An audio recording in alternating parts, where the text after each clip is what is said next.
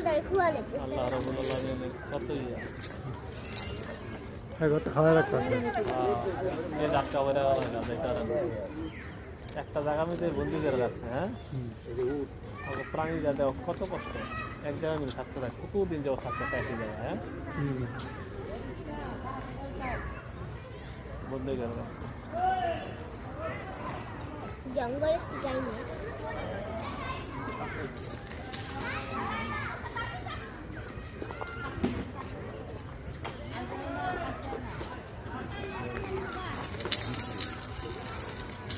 মুখটা ইচ্ছার উড়ে কান্দা উড়ে ফেলে তুই যে কান দিয়ে ই করা তো শরীর ডাক্তার কাছে